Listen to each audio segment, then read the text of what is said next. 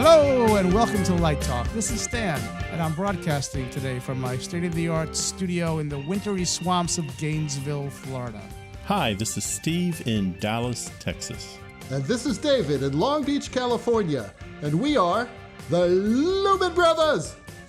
So, on last week's episode, we discussed the fact that Ken Perchuk's son, Theo, happens to have a favorite show. And it just happens to be, guess what show it is, guys?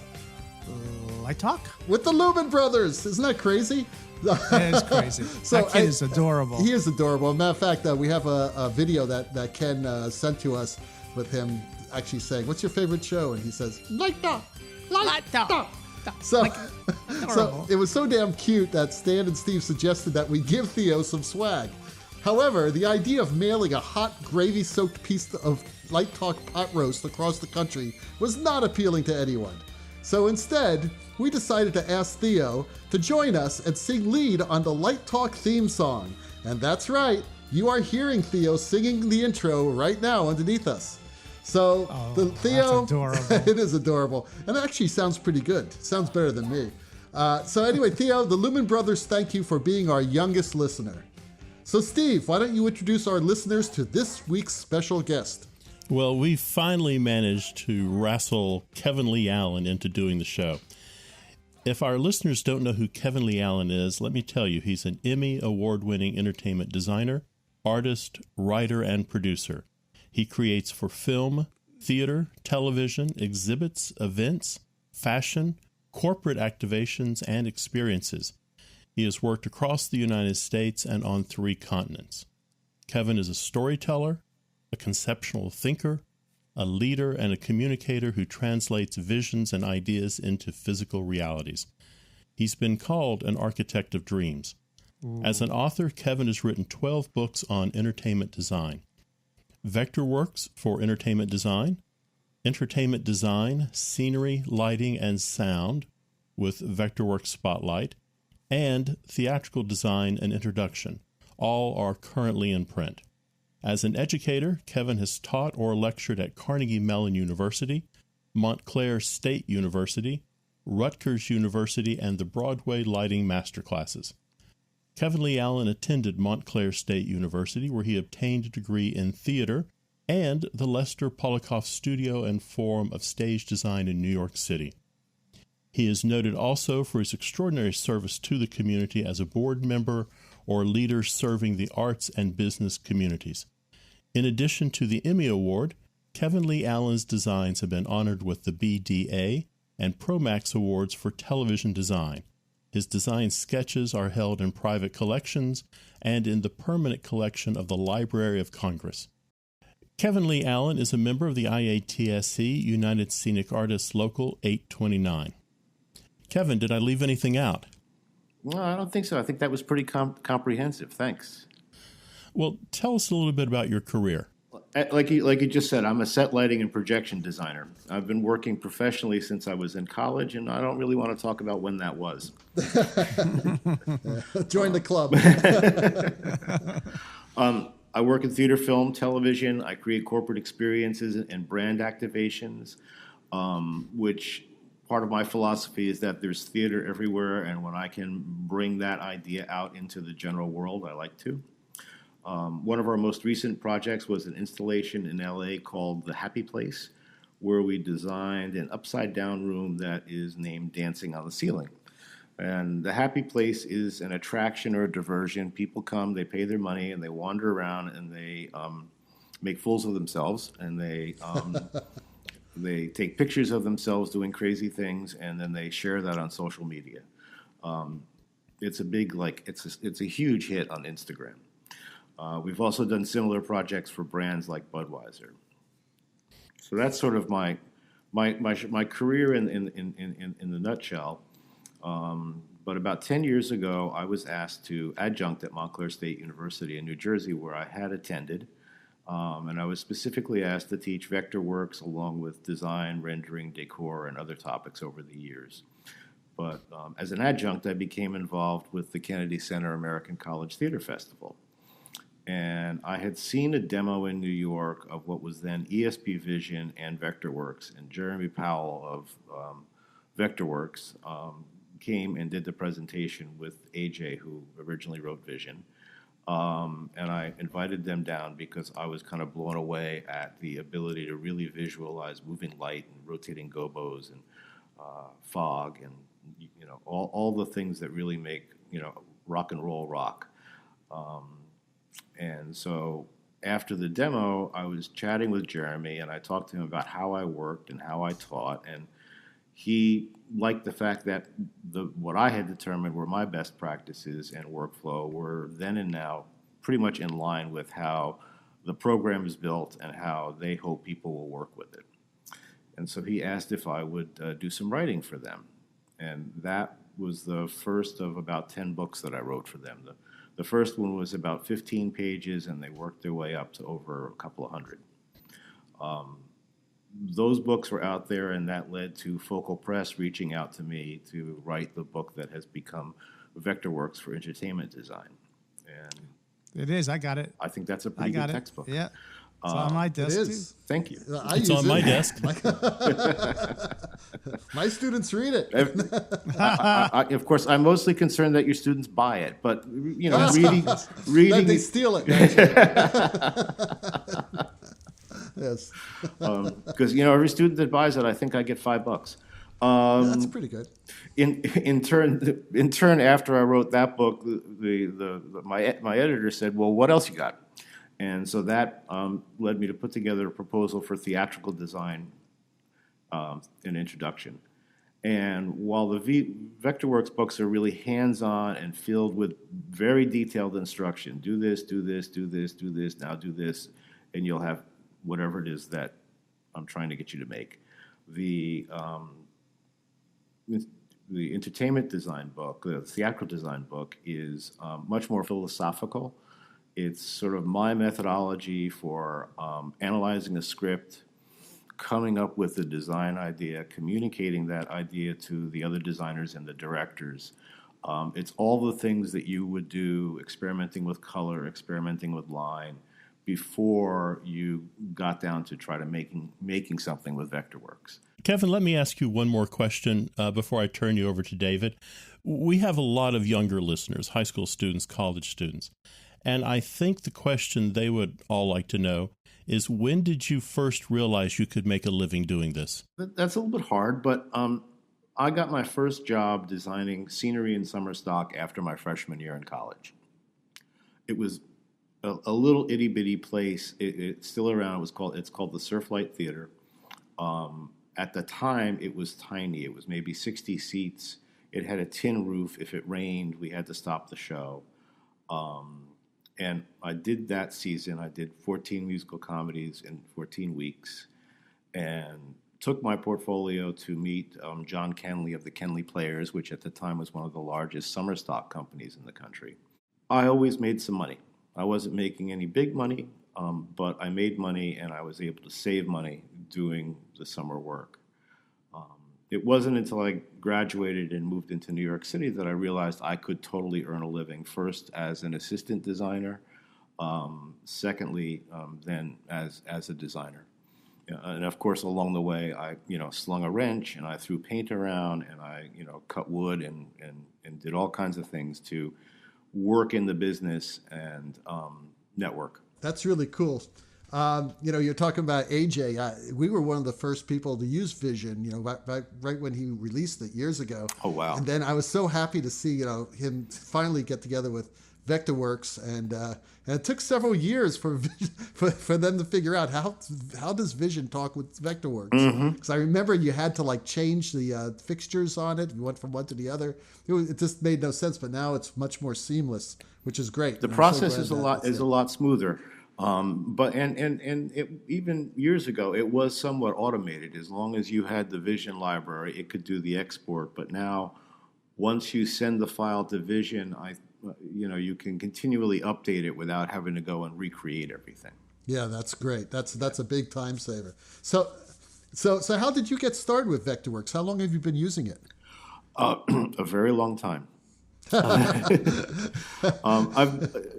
it was probably in the early 90s, and the program was still called MiniCad at the time. Right, MiniCad. Yeah. I still have the box, by the way. I Oh, saw wow. them. It's good. You could find that at flea markets. That's right. It's a collector's item. Next to the saltwater dimmer. The piss pot. So I have a couple of questions. I had my graduate lighting class today, and I told them that you were going to be on the show today, and they all went, "Oh my God, the guy who wrote the book we're reading? Okay, ask him these questions. We need to know." So I have a few questions that they asked me, and we can make these short. First of all, why not a monthly subscription? Well, the Vectorworks Service Select program is a monthly subscription. I think there's an initial drop in the bucket, like riding the cab. And then there is a monthly payment like the Adobe Creative Cloud that varies depending on how much of Vectorworks you have. So if you don't have RenderWorks, or if you just have Spotlight, that's one payment. If you have Spotlight and RenderWorks, that's a little bit more money. If you also want, which I recommend, the whole designer package, and your students probably have because they can have that as with an EDU email address, that's another payment. And Right. I would say they should call Vectorworks to get the answer. Good answer. So another question I had was, what's with the Nun class, and why not get rid of it? Well, you have you have to have the Nun class. You can rename it, and you can make that your medium line weight, or Bob's really favorite class, whatever you want to call it. As long as it's there. There are some things that go looking for the Nun class. I tend to just leave it in my template file and ignore it. Whereas I have, for example, like an architect, I've renamed the dimension class, which you also have to have, as D-dimension, so that I can keep all of my notes, all of the classes for my kind of note things like D-drawing label or D-center line, ganged together in the class menu. But you have to have it. Now here's kind of an esoteric question. Can the escape button exit out of a group or editing a symbol? No. You said keep it Not short. so esoteric. That's short. I love it. So If you're asking me why can it do that, I don't know. I'm not an engineer. I would say that if someone wanted that, and I could certainly see a reason for it, although I have to double check myself because I use the X short key to go back to it. Sometimes the exit button will exit out of a tool and take you back to the selection tool. I just press X to do that. But if anyone has an idea, if you go to forum.vectorworks.net, there are terrific help forums and user forums and conversations, and there is a place for enhancement requests. So you could That's great. You could log on, register, and go and send that directly back to the mothership. Right, that's wonderful. And one final question: why Label Legends? Why not? Well, Why not? what are you going to do? You're going to print out, draft a plot, print it out, put it on the drafting table, and then hand letter the channel number around the instrument? Brilliant. Yeah, really. We used to do that. I like the Label Legend tool. It, like any piece of software, we're only talking about Vectorworks. If you wanted me to say this about any of the Adobe products that I use, I'd be happy to go there too. There are things that could use a little love. That might be a tool that could use a little love. Now that there are 3D Label Legends, it just got some love.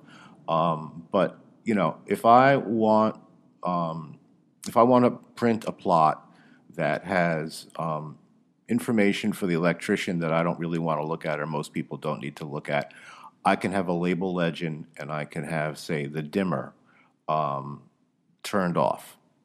Personally, I like a Label Legend that's really clean, and that dimmer information would actually be something that the electrician would work out, and is probably going to enter that into the Lightwrite file. I have personal philosophy, everything should be really clear and simple and easy to understand. And I think that the more information you put in a label legend, the more challenging it is to read the plot, especially given the more lighting instruments you might have. So I tend to only have the unit number, the channel number, and either the color in gobo if it's a conventional unit. Simple and clean. I'm sure if you guys wanted to tell us what you have in the label legend, it would be different. It would be arranged differently somehow. With the label legend tool, I can create what I need for different positions. I can modify things in the document, not going through the label legend manager, and I can save all of my label legends into a template or stationary file and have them back the next time. Kevin, this is Steve. Let me ask a follow-up question here. You said you were a late bloomer, but it sounds to me like you're kind of a pioneer. Can you talk a little bit about your relationship with Vectorworks? I think that began when I was invited to beta test, and I think that was probably around 2005. And whatever version of Vectorworks that was, I think it was the first one created to run on a Mac with an Intel chip. And I ran out to buy that Mac to try to get to be a beta tester so that I could have the cool toys before anybody else. Before I was a beta tester, I was an active member of the email lists, which are now the web-based forums that I gave the address for before. And I found those to be a really valuable place for learning. They taught me a lot. I still learn a lot on those things. Even when I didn't really know anything, I read the forums, and I sort of in the back of my head, I would go, okay, I don't know what that is, but now I know it. Now I know that it exists. And then, 6 months later, I would need to do something, and, a light bulb would go off because I remembered that, somebody had this problem 6 months ago, or somebody couldn't figure out how to draw this 6 months ago, and at least I had an idea of where to look to figure it out. Very cool. I think I had the next question for you, Kevin, and I think you've touched on this a little bit, but maybe you can drill down a little bit. So broadly, what would you, and maybe for students who are just sort of, getting into Vectorworks and really want to produce nice drafting, what would you say are the basic principles of good drafting? I was taught, and I firmly believe that what we show in sketches or previs is what we need to produce for our clients, directors, producers, and our colleagues. I mean, if I'm designing a set and one of you guys is designing the lighting, what I show you in a rendering and where the walls are going to be are really what we should build. Good, clear, easily understandable drafting is a critical part of that process. If the electrician doesn't know what light to put exactly where, it's likely there will be a design problem, or the producer is going to have to pay to move the light, and that's going to probably involve overtime and probably not make the producer happy with the lighting designer. I also firmly believe, and I learned this when I was working for Peter Wexler many years ago, is that over time, when the drawings are clear, the crew show a lot more care and respect for the finished product. If the crew's frustrated, they're not necessarily going to be able to get where they need to go and not necessarily be able to do their best work. So I started by learning to hand draft, and I made a lot of my living for years as a hand draftsman. I think everyone should learn how to hand draft, although I think the priority should now be learning Vectorworks. The principles of hand drafting and communication are still important. We still need to make and have clearly understandable notes. Speaking of notes, mm-hmm. I discovered a tool in Vectorworks that I really fell in love with, and it's because I do a lot of work for architects, and I wish there was maybe a better explanation for how to use it. There's some explanation, but the keynoting tool, mm-hmm. I really love that tool. I use that all the time, and do you have a database of notes that you draw from? I don't, but I would like to learn. They don't really explain how to use the database, or at least I haven't found it. Maybe it's on the forums, but the reason I love it is because, it used to be when we hand drafted, we put a little note with the beautiful leader line, and I used to make a beautiful squiggly line and a half arrow, and it looked great, and I put the note. But that can clutter up a drawing. So I noticed the architects do keynoting, but they just put a number or a letter next to the item, and then there's an index to the keynotes. And I think that's such a beautiful tool, and I don't see many theater people using it too much. Or maybe I'm wrong. I'm Well, curious about that. I use the keynote kind of on the front page of my drawing set. Although I then tend to reproduce the notes throughout the drawing because I don't know that everybody's always going to go back to that big set of notes. To go back to the drafting, in terms of hand drafting, there are times when a hard copy of a plot needs to be updated in the theater.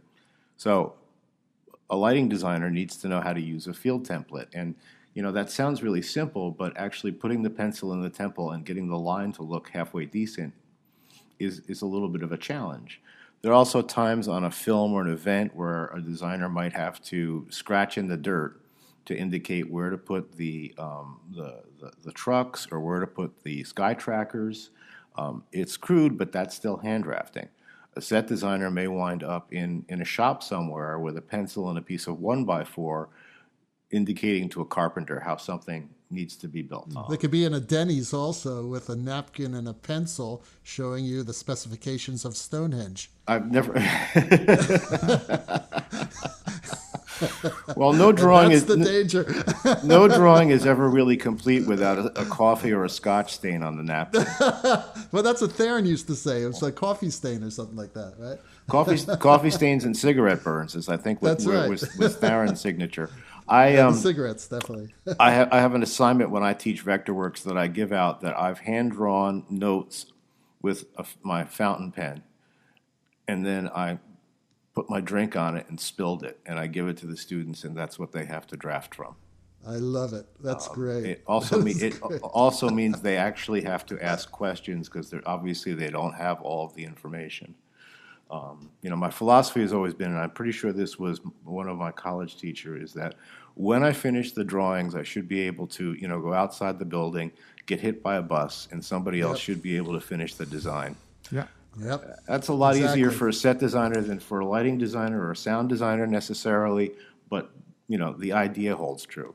Kevin, I have another student question here that came up, and that is 2D versus 3D. What are your thoughts on that? When I first started to use the program, there were only really rudimentary 3D capabilities inside of Vectorworks. There were really very few real 3D programs available at that time for a home computer.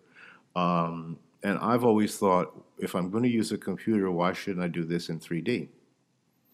And so that's what I started to do.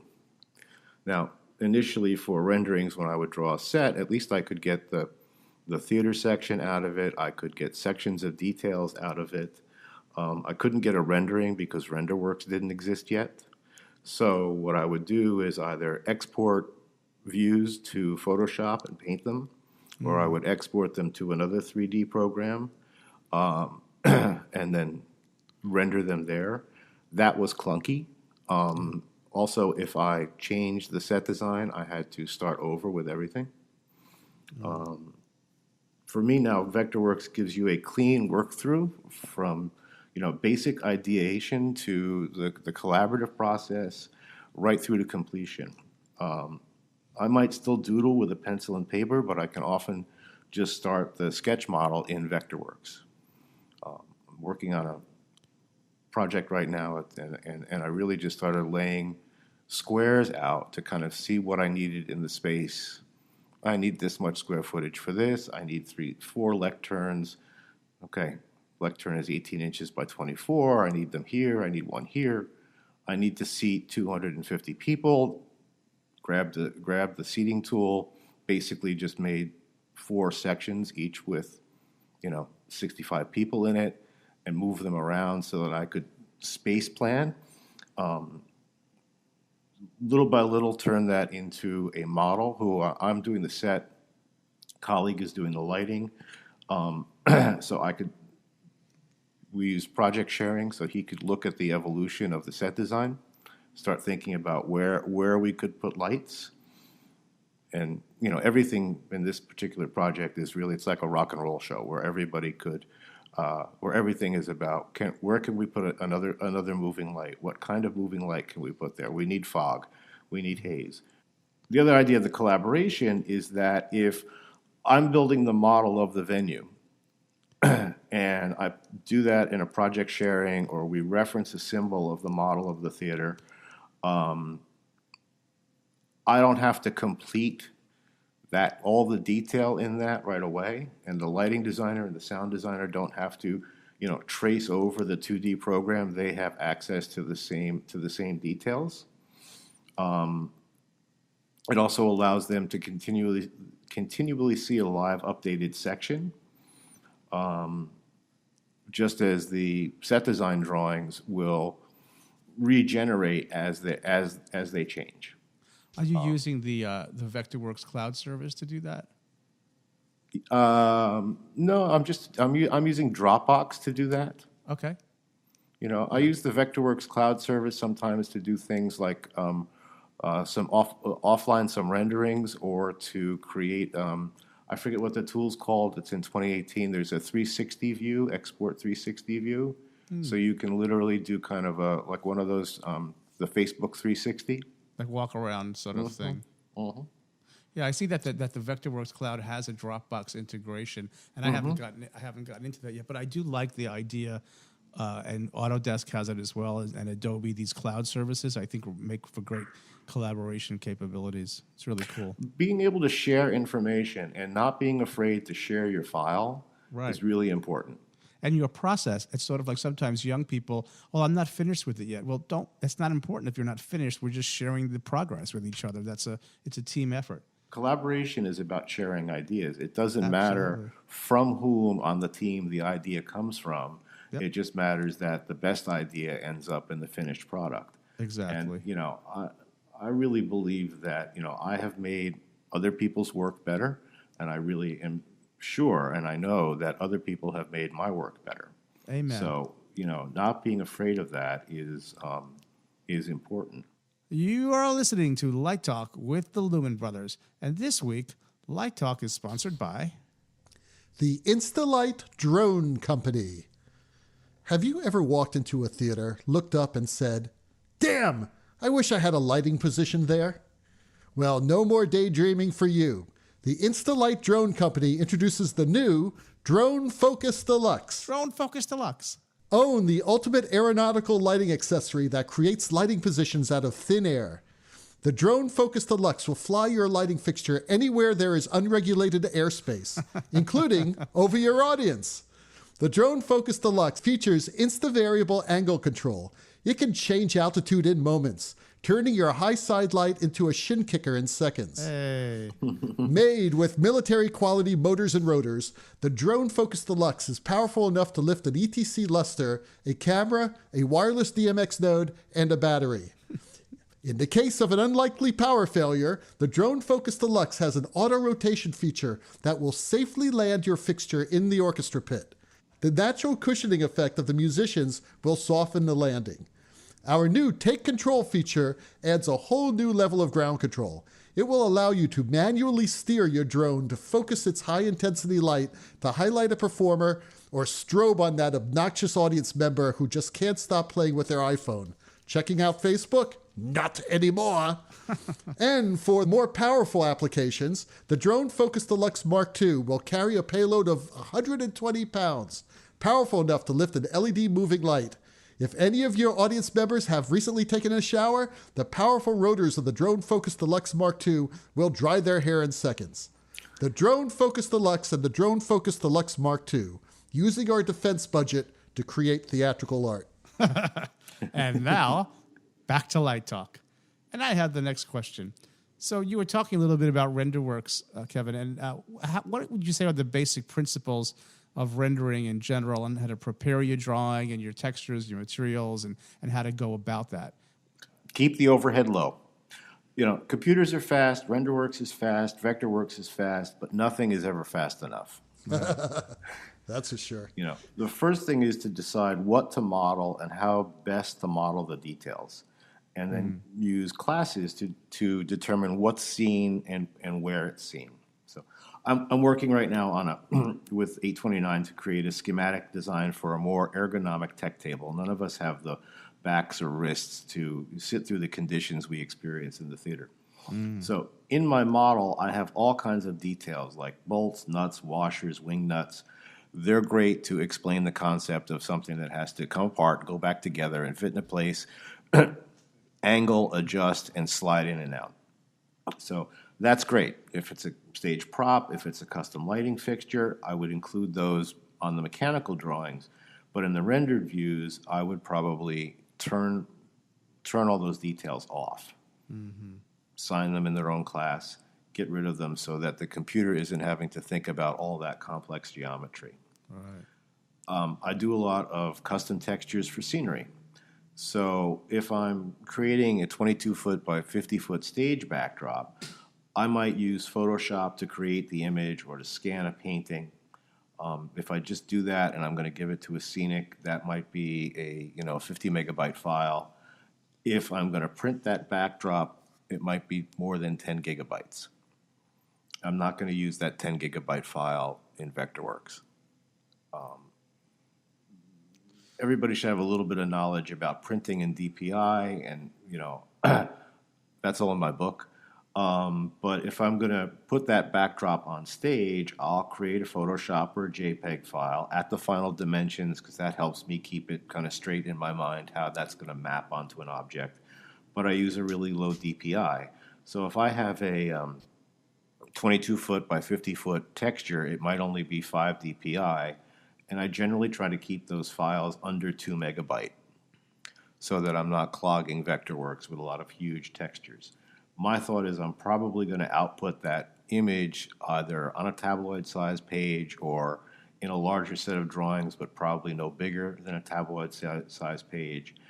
If I need to make a poster of that rendering, I might increase the size of my textures for the rendering output, because I was going to print it at 30 inches by 40 inches.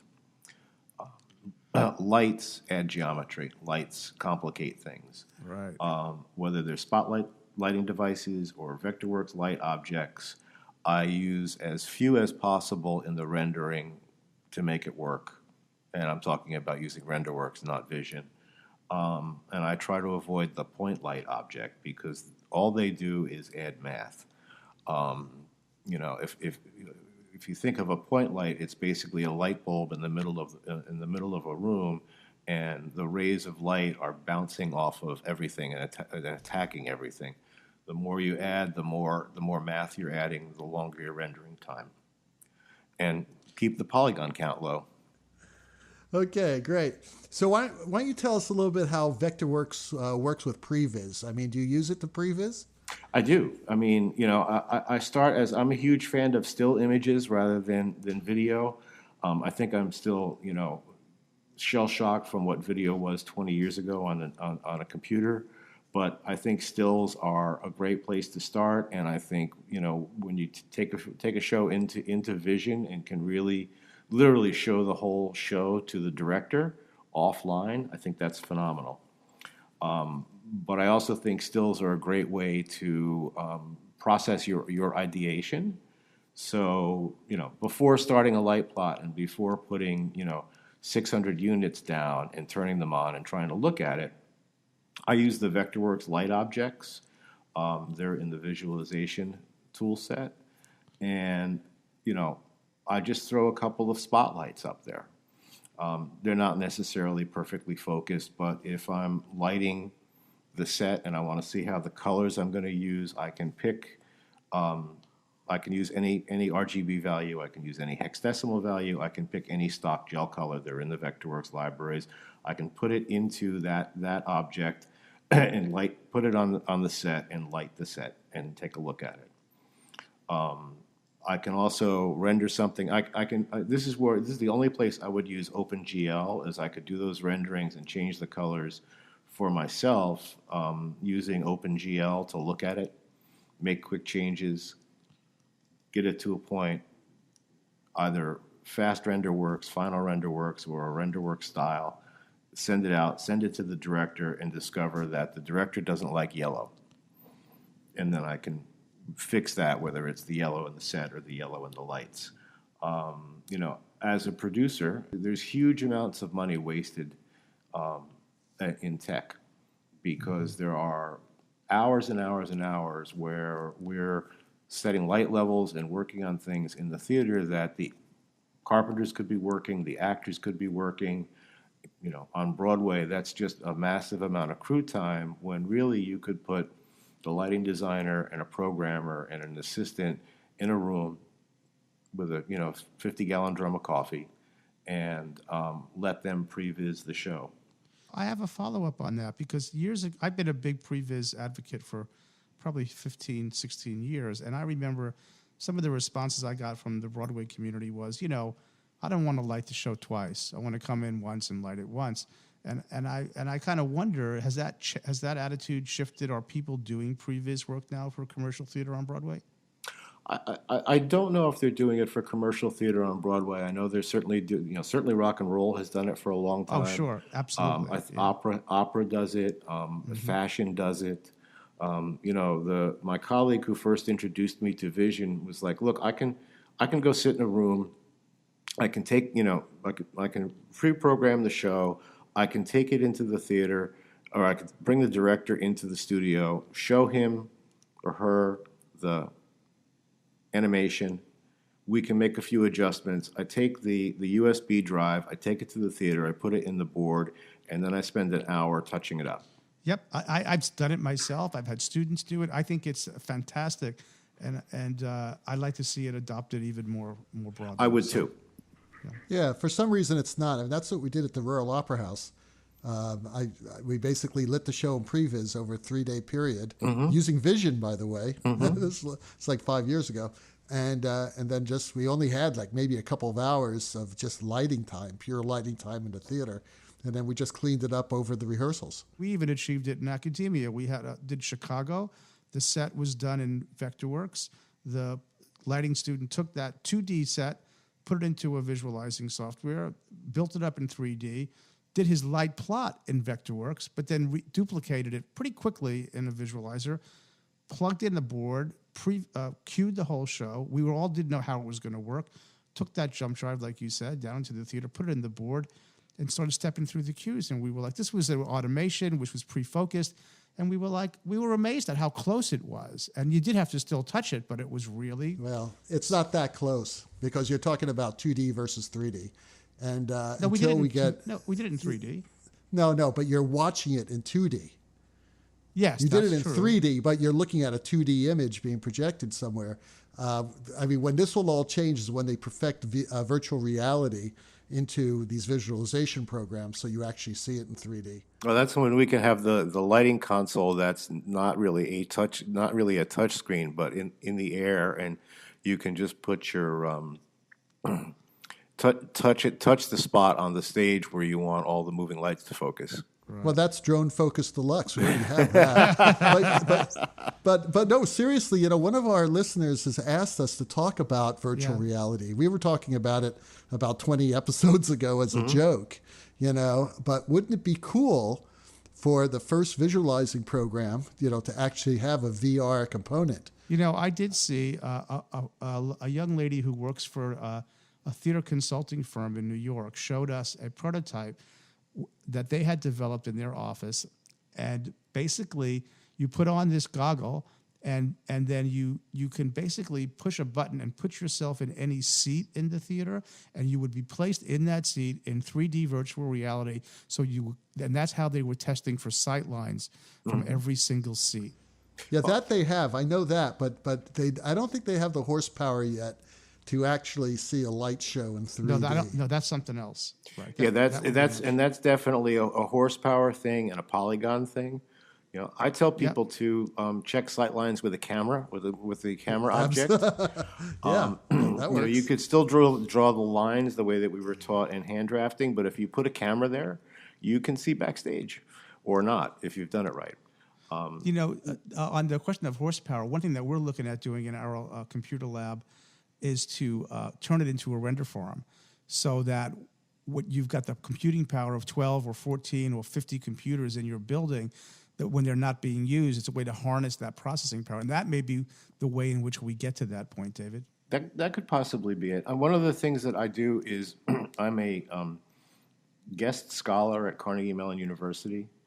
And when I go out, I get to talk to the Department of Drama, but it's the Entertainment Technology Center that brings me out.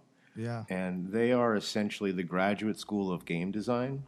Excellent. Right. Those are the people. But it's much more than just gaming, and they have people that have all kinds of diverse interests. Right. And I know there's a VR project that I'm supposed to talk to some students like next week about. But last semester I saw something that was a city planning tool. Mm-hmm. So they kind of built up a couple of neighborhoods and modeled around them in really low poly, simple cubes. But then you could walk through the neighborhood. And if somebody wanted to put a high-rise into the neighborhood, they could turn on a high-rise, and you could see how the high-rise would affect the streetscape, as opposed to it was sunlight. a pretty sunlight. It was a relatively it was a 3, 4, 5-story kind of neighborhood, so you could see how that would affect everybody around it. You could see what it would be like if you put in 50 high-rises.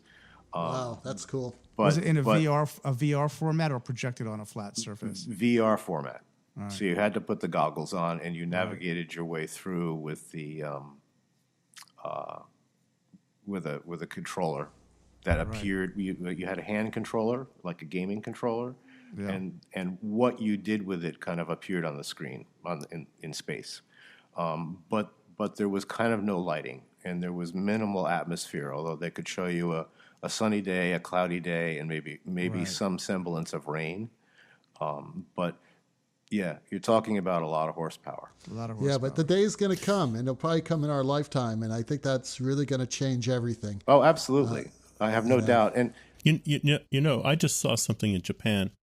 At SMU we have a gaming center also called Guild Hall. And I was in Japan, and they said, "Let me take you. We're going to show you a new 3D game." And I thought, yeah, 3D game. So they take me into the studio. There's a computer setting there, and they say, "Sit down." So I sit down, and they turn on a NASCAR racing game. And in front of me on the table is a 3D NASCAR. I'm not wearing goggles. I feel like that Mel Brooks movie, I think, Frankenstein, where you're grasping at the notes in the air. And it's right there in front of me. And I've got a virtual wheel. Oh, wow. And that wheel allows me to turn that car. Was it holographic, Steve? It was holographic. Real hologram, it was absolutely not amazing. Just a Pepper's Ghost? No, it wasn't a Pepper's Ghost. And the discussion they were having, oddly enough, was that probably it had no future as a game, but it had a future as a sales tool. So you could walk through a shopping mall in Japan, and when you walked past a store, a little clerk would pop up in the hallway in front of you because they were reading off of your credit card that you had gotten from the store. So it would say, "Hey, Steve, we got those new blue jeans you like so much." And she or he would lead you into the store, and another hologram would pick you up and walk you to a real sales clerk. Let me throw this one out, since we're all sharing this kind of story. So we have, like the Carnegie Mellon Center, and what you have there at SMU, Steve. We have a Digital Worlds Institute, and one of the most fascinating things they've been doing recently with this VR. Let's say, and they're doing this actually. So let's say you are going in to have back surgery. What they are doing is they are 3D MRIing your back, and then they are putting that spine into a virtual body, putting the surgeons in the goggles, and then they are literally rehearsing the surgery on your virtual body to get it into their muscle memory before they go into surgery. So because every back is different, everybody's anatomy is not perfect, they're literally taking your anatomy, digitizing it, putting it into VR, and letting the surgeons then practice the surgery in advance. How remarkable is that? That is very cool. Now, and just to kind of bring it back to our world. No. This is much more interesting than we talked about before. No, but I mean, you guys are working at real universities. My university's still trying to figure out the abacus. I mean, really, guys. Oh man. Okay. Back to lighting. Back to our But no. world. Back to light just, talk. I mean, Back just to light talk. on the same theory, as long as you can export a 3D model, and I don't know if I've touched on what BIM, which I'm sure you guys know, Building information management, sure. Yeah, as long as I'm waiting for the day, and I think actually this software exists, is you can export the model to a sound program, and as long as there's BIM information on what the materials are you're using. So if if the orchestra seating has a certain amount of steel in it, it has a certain amount of cushion. If the walls are whatever wood they are and are angled, whatever, you can play back the sound, so it will sound like it's there, as well as your headphones or earbuds can do that. Now think about the Apple AR kit that's in, at least now I think it's just in iOS. But when you think about that kind of technology in virtual reality, someday soon, they're really going to be able to hear the soundscape for a show offline, really the way that it's going to sound in the theater, the way that we're talking about, that we can visualize lighting. Well, Kevin, what real advice do you have for anyone young starting out in this business? Run away now. Run away. But I mean, seriously, I think we all do this because we love it. We do this because we have found ways to, earn a living and, put a roof over our head and, heat, food, air conditioning, clothes, all that stuff. But it takes doing the work. When I was first working as an assistant back in the dark ages, I practiced my hand drafting and my lettering every night. I might have been watching television, but I was watching television at my drafting table and practicing my skills. I built small model pieces. I learned to be clean, accurate, and fast, and that increased my value as an assistant. I also learned to make a wicked cup of coffee. And I don't know if I talked about this before or not, but some of these things are just, when you get out of school, what is it that you have to sell? What is it that is going to make you valuable to somebody else? Mm-hmm. And obviously being a brilliant designer is one of them, but it's odds are you're not probably going to go to Broadway the day you get out of school. Odds are you're probably going to be someone's assistant. So, are you a master at Lightright? Can you work Vision? How many boards can you program that you can use with Vision, or how many of the soft apps for the various languages can you use, so you can go and take some designer's notes and the plot and go sit in a dark room and rough out what that designer sees. How good are you as a vector worker? I also always tell people to, you're probably going to need a day job. Don't sling hash. Don't wait tables unless you really have to, but sling a wrench. If you're slinging a wrench, and if you're in, cities that have an entertainment industry, there'll be an opportunity, even if you're a dancer, to sling a wrench, hang some lights, and network with the other people there. They'll all be people in your circumstances. These are all networking opportunities. So, if you're a set designer and you're hanging lights and you're talking to the guy next to you or the woman next to you who happens to be a lighting designer, that may be the contact to the next director who's going to hire you. There are also lots of non-traditional places to look for that kind of work: weddings, parties. Figure out what your weaknesses are. First, admit that you have weaknesses. That's really hard for any of us to do, particularly when you're very young. And work on them, fix them, correct them. Interview as much as you can. Interviews are great experiences to learn about how you can, convince people to hire you, sell yourself, what you need to do. Oh, I didn't dress right that time.